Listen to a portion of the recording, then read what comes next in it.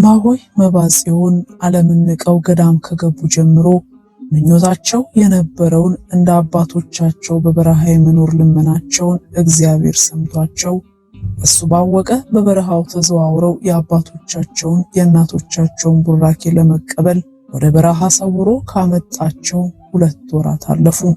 እማሆይም በበረሃው እየተዘዋወሩ ቡራኬ መቀበልና የመናኞቹን ታሪክ መስማታቸውን ቀጥለዋል።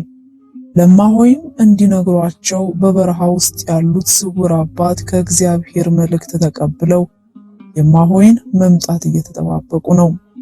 እንደምን ሰነበታችሁ ውድ ኢትዮጵያውያን። በዛሬው መርሃ ግብራችን ስለ በረሃው ሚስጥር ያሰናዳንላችሁን ከብዙ በጥቂቱ እነሆ። ለቻናላችን አዲስ የሆናችሁ ሰብስክራይብ በማድረግ የደወል ምልክቷን መጫኑን አይዘንጉ።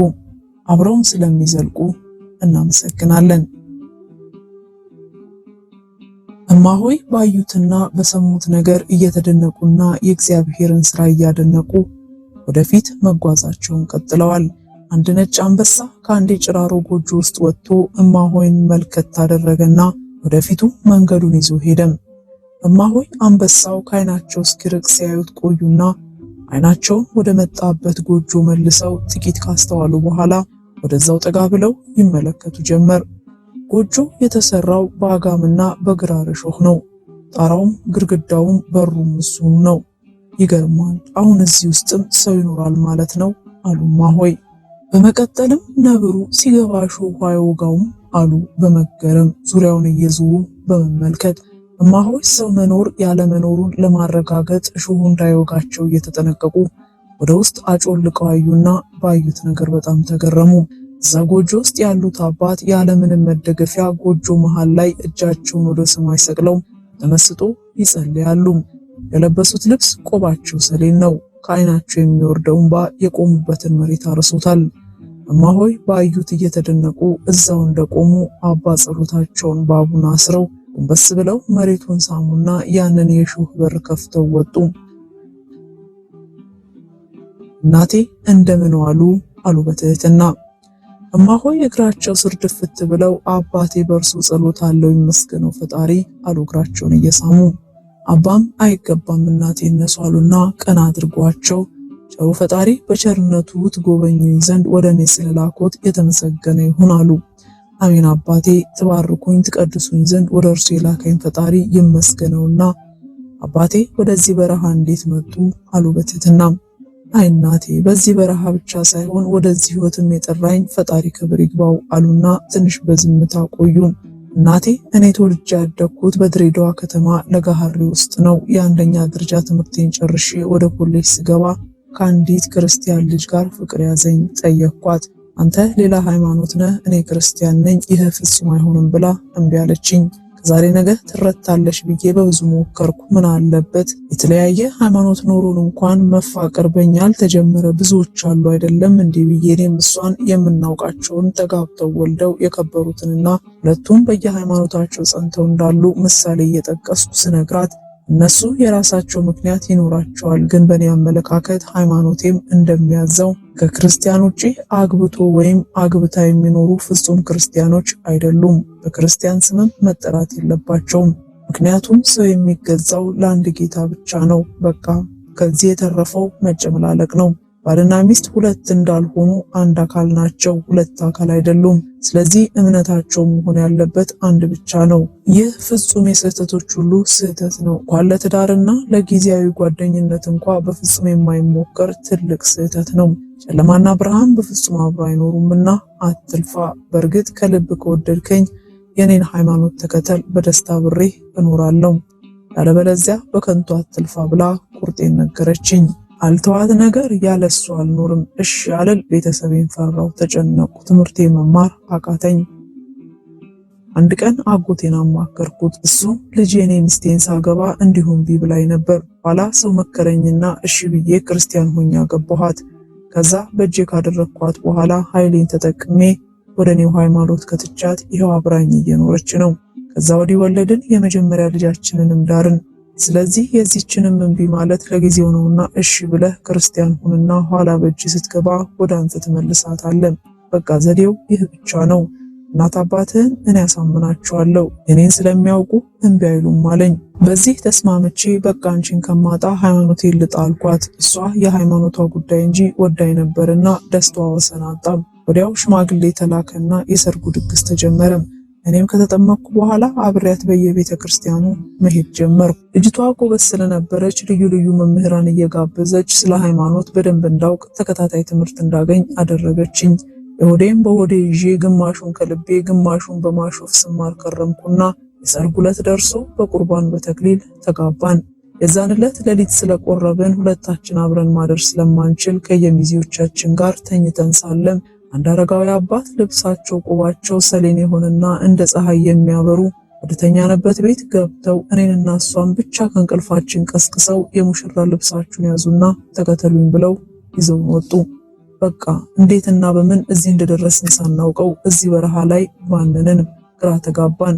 እኛ አባት አይዟችሁ ልጆቼ፣ ፈጣሪ እናንተን የፈጠራችሁ በንጽህና በቅድስና እንድታገለግሉት እንጂ ተጋብታችሁ እንድትኖሩ አይደለምና ደስ ይበላችሁ። እናንተን የተሸከመች ማህፀን የተባረከች ነች። እናንተም ብሩካን ናችሁ፣ አይዟችሁ። ፈጣሪ ስለመረጣችሁ ልትደሰቱ ይገባችኋል። ይህንን ህይወት ስንቱ ሱባኤ ገብቶ ሰውነቱ እስኪከሳ እስኪጠቁር ጾሞ ጸልዮና ከዓይኑም ባልቆ ደም እስኪዘንብ ጸልዮ ያላገኘውን በረከትና ጸጋ ነው እናንተ ያገኛችሁት። ይህንን ብዙዎች ይፈልጉታል፣ ይመኙታል። ጌታችን ግን የሚሰጠው እሱ ለፈቀደውና ለወደደው ብቻ ስለሆነ ይሄ ወዶ ፈቅዶ እናንተ ሳታስቡት እርሱ ባወቀ ወደዚህ ህይወት ጠርቷችኋልና በደስታ ተቀብላችሁ በሰላም ኑሩ። ይህ የሙሽርነት ልብሳችሁን አስቀምጡት፣ የዓለምን ከንቱነት የምታዩበት ነውና ይህንን የለበሳችሁት ልብስ ሲያልቅ ሰሌን ሰርታችሁ ልበሱ። አንቺ እዛ ዋሻ ውስጥ ሁኚ፣ አንተም ጎኑ ያለው ዋሻ ውስጥ ሁን፣ ፈጣሪ ምግባችሁን ይልክላችኋል፣ በርትታችሁ ታገሱ ብለውና ብዙ የበረሃውን ሚስጥር ነግረውን ከፊታችን ተሰወሩ። በቃ ያ ሁሉ ግራ መጋባትና ፍርሃት ቀርቶ በደስታ ከፈጣሪ ጋር አብረን መኖር ጀመርን። እሷ እዚህ በመጣን በ6ኛው ዓመት አረፈች። ከአባቶቼ ጋራ እሷን ቀብሬ የኔንም የሷንም ዋሻ ትቼ ወደዚህ መጥቼ እዚህ ሜዳ ላይ ይህንን ጭራሮ ጎጆ ሰርቼ መኖር ጀመርኩ። እዚህ መኖር ከጀመርኩ 7 ዓመት ሆነኝ አሉ ፊታቸው በደስታ እያበራ። እማሆይ በታሪኩ እያለቀሱ አባቴ ዋሻውን ለምን ተውት? ይህስ እሾህ በሾህ የሆነ ጎጆ አይወጋዎትም ወይ? ሲደክሙትስ ወደ ግድግዳም እንዴት ይደገፋሉ? አሉምባቸው ሳይቆም። ዋሻውን የተውኩት እሷን ሳጣ ሰው ነኝና አዘንኩ። ስለዚህ ሁሌ እሷን እያስታወስኩ ፈጣሪን እንዳላሳዝነው ብዬ ነው። ይህንን ጎጆ ግን እሾህ በሾህ ያደረኩት ቀን ከሌት እፎይ የምልበት ድካሜን የማሳረፍበት እንዳይኖረን ብዬ ነው። ደግሞ ለዚች ለበደለኛ ስጋ ምን ረፍት ያስፈልጋታል? አሉ። እማሆይ የሚሉት የሚያስቡት ጠፋቸው። ወይ ያንተ ጥሪ ወይ ያንተ ምርጫ፣ ኧረ ያንተ ስራ የቱ ተወርቶ የቱ ተመርምሮ ይነገራል አሉና ከአባ በረከት ተቀብለው እያነቡ ወደፊት ተጓዙ። እማሆይ ከፊት ለፊታቸው 2 በተቀራራቢ ያሉ ዛፎች ቅርንጫፎቻቸው ላይ እንደ ጣውላ ያለ እንጨት ተጋድሞ እዛ ላይ ቆመው 2 እጆቻቸውን ወደ ሰማይ ሰቅለው የሚጸልዩ አንድ አባት አይተው ፈዘው ቆሙ። ኃይለኛ ነፋስ ቢመጣ ከዛ ላይ አሽቀንጥሮ የሚጥላቸው የሚመስሉ ከቅጥነታቸው የተነሳ አጥንታቸው ከሩቁ የሚቆጠር ሰው እንደዚህ በ2 ዛፎች መሃል በተጋደመ እንጨት ላይ በልበ ሙሉነት ቆመው ሲያዩ እጅግ ተገረሙ፣ ተደነቁም። ይህ እንዴት ይሆናል እያሉ ፈዘው እንደቆሙ እኛ አባት ጸሎታቸውን ጨርሰው በአንደኛው ዛፍ ላይ ተንጠልጥለው ወረዱና እናቴ እንደምን ዋሉ አሉ ጎንበስ ብለው በትህትና። እማሆይ እግራቸው ስር ተደፍተው አባቴ ለመሆኑ ሰው ኖት መልአክ አሉ እግራቸውን በእንባ እያጠቡ። እናቴ እኔ ኃጢአተኛ የኃጢአት ባሪያ ነኝ፣ እንዴት በቅዱሳን መላእክት ይሰይሙኛል አሉ ደረታቸውን እየደቁም። አባቴ ምን ላድርግ? አነዋወሮት ከህሊና በላይ ሆነብኝ። እንዴት ይሄ ሰውነት እዛ ላይ ወጥቶ በዚህ ቀጭን እንጨት ላይ እጆቹን ዘርግቶ ቀጥ ብሎ ይቆማል? ይህ እኮ በጣም አስገራሚ ነው። ለመሆኑ ዘወትር አኗኗሮ ይህ ነው? እንዴትስ ወደዚህ በረሃ መጡ? አሉምባቸው ሳይደርቅ። አይ እናቴ እንደኔ ኃጢአትማ ይህም ሲያንሰኝ ነው፣ ግን ፈጣሪ በቸርነቱ እየጠበቀኝ ይኸዋለሁ። በእንደዚህ አይነት ኑሮ መኖር ከጀመርኩ 11 ዓመት ሆነኝ። ሌሊትም ቀንም እዛው ላይ ነኝ። አንዳንዴ ትንሽ ረፍት ለማሸለብና አፌን ለማደፍ ስል ወርጄ እዛች ጋር አፍላለሁ። በተቀረ የሆነው ኑሮ ያሉ አባቴ ሌሊትም ሆነ ቀን እዛ ላይ ተንጠልጥለው ድንገት እንቅልፎት ቢመጣ አይወድቁም አሉ በመገረም። የፈጣሪ የአምላኬ እናት የት ሄዳ ይህ ይሆናል? እናቴ ከዚህ በፊትም ሆነ ነዋሪ ከሆንኩ ከዚህ በኋላም አይሆንም። እሱ መች ለሰከንድ አይኑን ከኔ መለሰና እወድቃለሁ አሉና ትንሽ በተመስጦ ቆዩና እኔ እኖር የነበረው በአንድ ትልቅ ገዳም ውስጥ ሊቃበው ሆኜ ነበር። ታዲያ ከማገለግላቸው አባቶች ውስጥ አንደኛው በጣም የተጠቀሙ ነበሩና ሁሌ ከበረሃ ግዑዛን አባቶች ሊጎበኟቸው ሲመጡ አይነበርና አንድ ቀን እግራቸው ስር ተደፍቼ እያነባው ሲመጡ ስለኔ እንዲያሳስቡልኝና ክፍሌን እንዲነግሩኝ ለመንኳቸው። ያኔ አልመለኮስኩም ነበርና ክፍሌ ምልኩስና ይሁን እንዲሁ ባመክሮ ወይ ወደ ዓለም መመለስ ስለማላውቀው ይጨንቀኝ ነበር። እኛ አባት በ14ኛው ቀን ጠሩኝና ልጄ ክፍለ አሁን ለጊዜው መንኩሰ እንዲሁ ደካማ መርዳት ነው።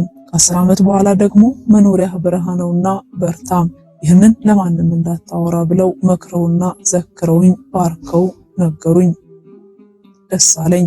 ወዲያው መነኮስኩኝ። በፈጣሪ ፈቃድና ኃይል ያለምንም እረፍት ደካሞችን ሳገለግልና ገዳሙ ባሰማራኝ ቦታ ሁሉ እያገለገልኩ 10 ዓመት ሆነም። አንድ ቀን ለገዳሙ ተግባር ቤት እንጨት ልናመጣ ብዙ ሆነን ወደ ጫካ ሄደን ተበታትነን እንጨት ስንሰብር አንድ አባት ፊቴ ድቅና አሉና የያዝከውን እንጨት ጣልና ተከተለኝ ብለው ከፊቴ ቀደሙ። ተከተልኳቸው። እዚህ ቦታ ስደርስ ይህችን ዋሻ ሳዩኝና ከፊቴ ተሰወሩ። እዚች ዋሻ ውስጥ ገባው። ግን አንድ ትልቅ እባብ አላስኖራለም። ዘልይ ባማትብበት ብከላከለው በፍጹም ዋሻውን ሊለቅልኝ አልቻለም። እኔም ሳምንት ሙሉ ከሱ ጋር ገጥሜ ያለምንም ስራ ከረምኩ።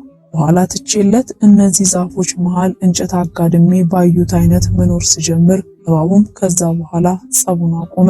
ከ6 ወር በኋላ ለካ የዋሻው ባለቤት ለተልእኮ ወጥተው ኑሮ መጡ። ተገረምኩ።